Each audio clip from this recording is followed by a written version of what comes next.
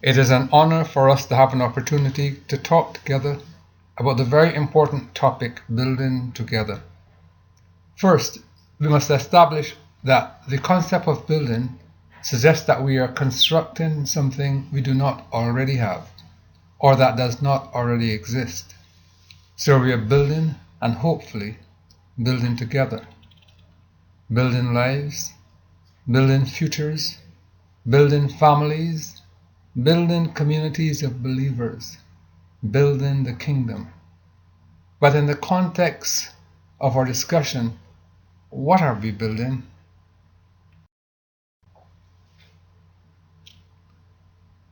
What do we have to build?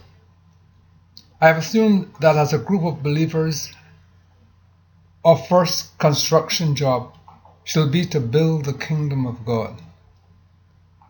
Have we been contributing to that? Most believers do more to destroy the kingdom than to build, primarily because they are building straw castles among themselves. Maybe our biggest challenge to this building process is the building of successful families. I propose to you today that our weakest church communities are the result of a collection of broken families. We have not taken the time to build our families together. Husbands have one agenda, which is completely different from that of the wife or children. Our churches are faulting because we have not been building strong communities of faith. We have been focusing on unity when we need to focus on togetherness. Two can walk together on common principles without having common objectives. For too long, we have not worked together because some want us to work alike. We can build together if we have common principles of trust and we believe in a common truth. Our biggest problem in building together is that we place ourselves in the center of the van. We must switch that equilibrium and place God at the center. When God is at the center, with self and family taking priority positions outside the center, we are better able to build together. I have seen too many young Christians place the church, a spouse, the group, the job, or some other interest in the center. We have to remove these others from the center and place God in the center. And guess what? We're still talking about building together. And then we are familiar with all those leaders who carry the bullhorn.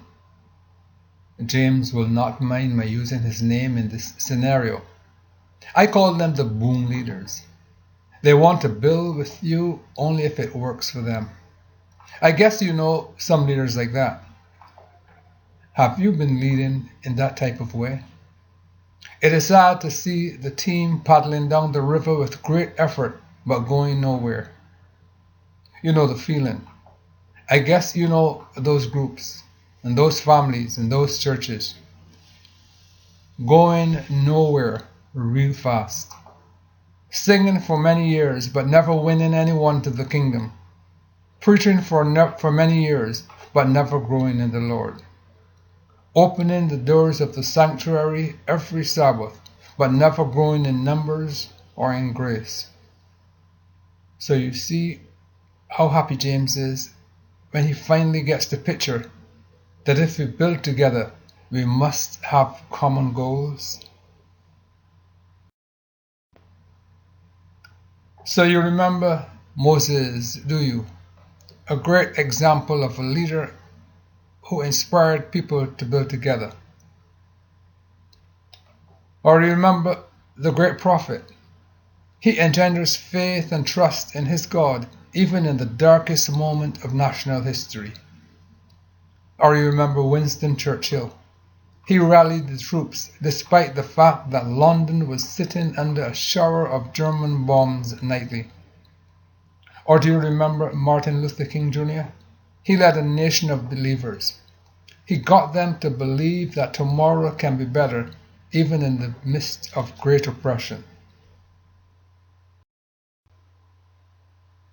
So the prophet said, Then Jerubbaal, that is Gideon, all of the people who were with him rose early and encamped beside the well of Harod, so that the camp of the Midianites was on the north side of them, by the hill of Moreh in the valley.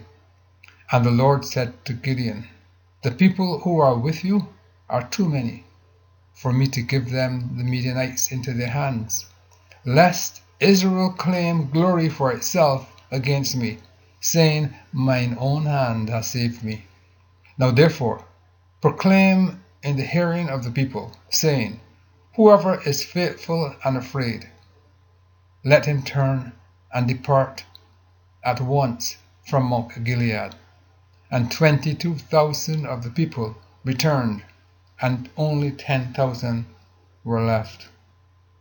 So the text reads that God needs to select a special group of people to build. Great builders build together. Great builders do not need a crowd. Great builders cannot be turned back. Great builders withstand the count and remain in the census up to the last battle. We must build together. We can't afford to fail or fall. We will stand only if we build together. God bless you and the vision He has given you to be builders with Him.